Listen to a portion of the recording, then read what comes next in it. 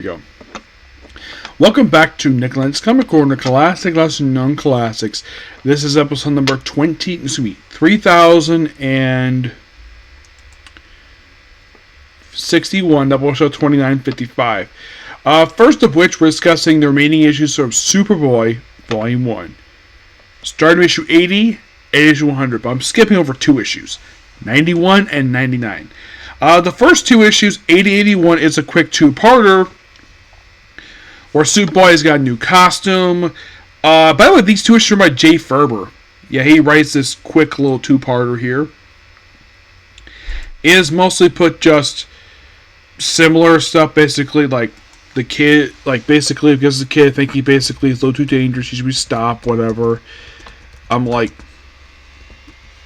And also the fact that the scientist kind of basically kind of turns on her, I think it was Sterling. Yeah, it's a kind of an odd two-parter-ish. Yeah, it's just a quick two-parter. And it's all about Roxy Leach, who's, well, a character who... Yeah, who's a character associated with Superboy. And this is kind of, well... This two-parter, well, after 82, she's not seen again until, like, the final issue of the book. Yep, the kind of cure, and of course it gets experienced by the Titans. Yes, the Titans, because, well, it kind of makes sense. I don't think that he was writing at this point in time. No, I think he wrote a little afterwards. And at this two-parter, well, we have another issue by Jay Ferber, where it's basically some guy called Negative G. And still in Kirby County. Oh, in case you're curious, though, how long does Superboy remain in Kirby County, you might ask? Well, he remains there up until issue 88. Yep, that is how long he stays there for. So basically, at this point in time, he's not there much longer. Not really, no. Is Yarrick still doing a loose leveler to Jack Kirby? Yes, it is. Then we have 83, where Joe Kelly takes over the book. Where basically it's like new era, because of course basically they keep frequently changing writers. Now, those of you curious, how long did Joe Kelly in the book? I don't think he was in the book very long. No, I think his run was very, very short. If you're curious how long his run was, it was roughly like 12 issues. Actually like 11. I'm not kidding, but last time 83 to anything. I'm skipping over issue 90 because I've already discussed already. Yeah, it's just new era. There's a Young Justice.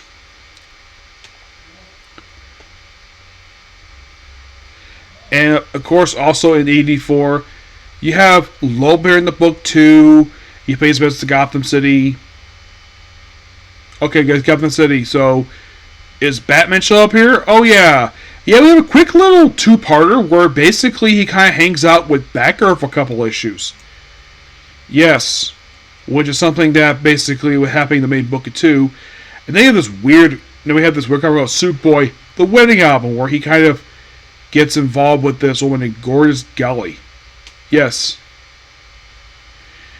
It is this really kind of gross lady who, at one point, she thinks she marries Superboy for an issue. She is around very briefly in the book. Yeah, she's around here at the issue 86. She pops again from 82, and that's it.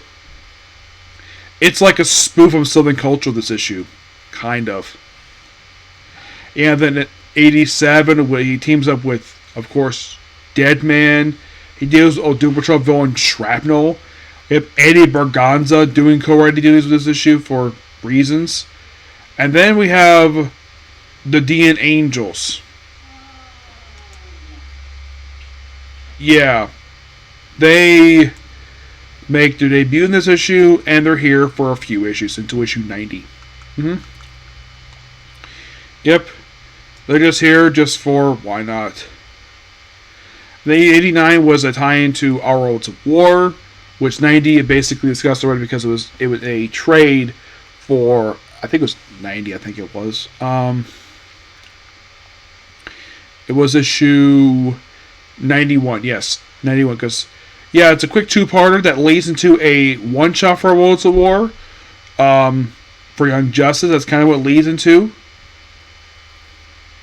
Yes. It's very interesting. It's basically what he was up to during this point in time. And then we move on to issue number 92. Where at this point, it's ended begun to kind of... It became a Alice Wonderland. You think it mattered in this issue? No, not really. It's basically Superboy hallucinating a bunch of characters. It's a weird issue. It's all a dream. But he's been asleep for a whole day. And then we have 93 was tied into Joker's Last Laugh. Where it's basically Superboy Team Creeper taking Joker's versions of Firefly and Rampage. And then comes 94.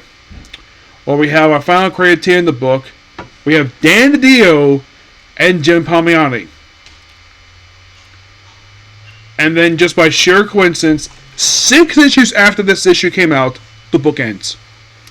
Yep, it's a very brief run. No longer is in Kirby County. He is living in Centennial Park.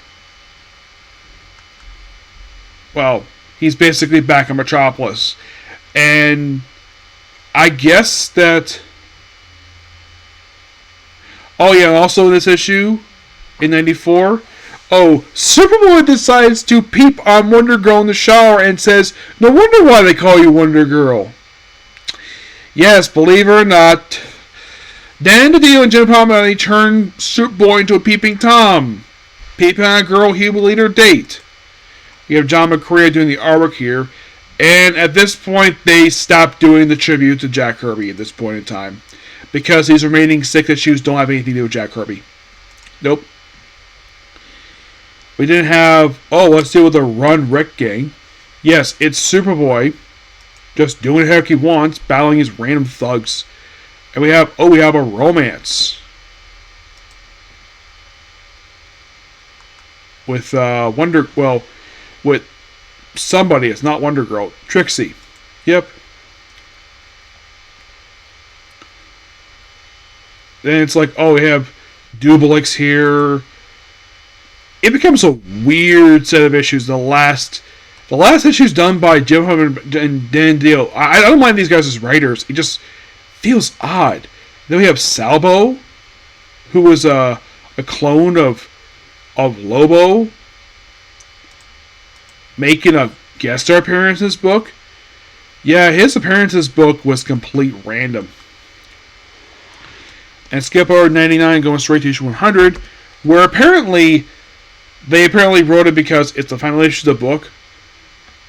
The opening story is done by Carl Kitzler, the only time he returned to the book. I actually like the opening story. It's kind of rehashing, basically, what the book was.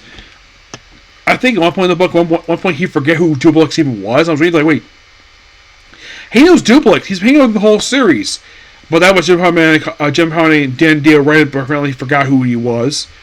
I do like the fact that the opening story featured return of Roxy, Superman, Tina Moon. It's kind of basically like a look back basically at the book. And then, of course, the final story is just going out of the bang. And that's the book. We have Tom Grummer doing the opening story. I love the opening story of the book. The backup story is... Yes? Okay.